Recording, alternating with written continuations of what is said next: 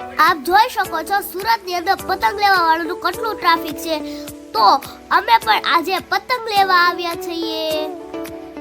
સુરતની અંદર હર તહેવાર રંગે સંગે ઉજવાય છે.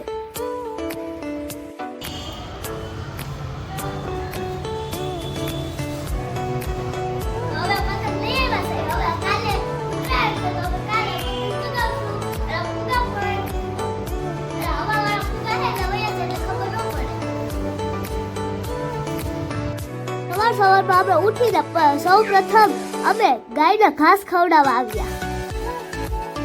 મારા પપ્પાએ કહ્યું હતું કે ઉત્તરાયણમાં દાન આપવું જરૂરી છે, એટલે અમે આવી ગયા દાન આપવા.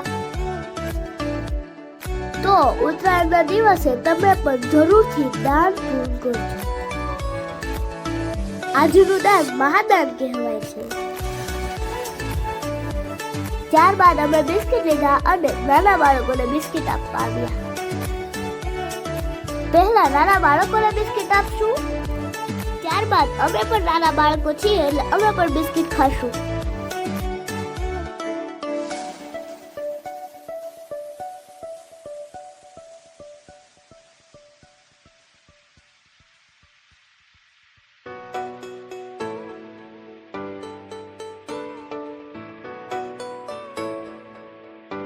ત્યારબાદ મારા અંકલ આવ્યા, તે પણ પતંગ ચગાવતા હતા.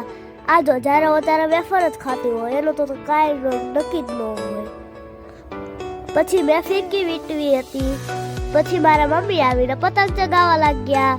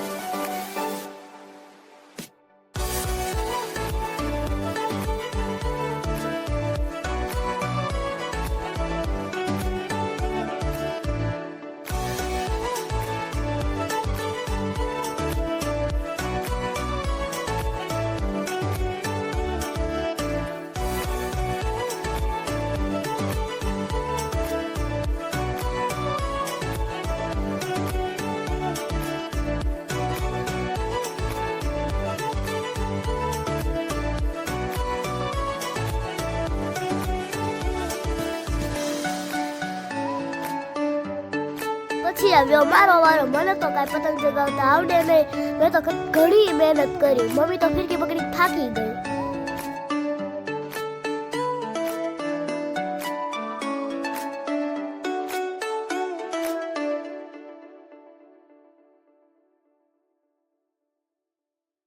ત્યારબાદ મારા મમ્મી પણ પતંગ ચગાવવા લાગી. મારા દાદાએ ફિરકી પકડી હતી.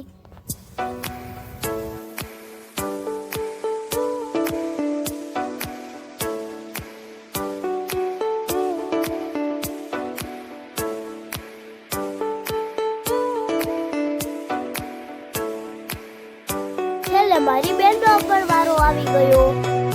મારી બેનને પણ ચગાવતા નહોતું આવડતું, તે પણ ચગાવવા લાગી.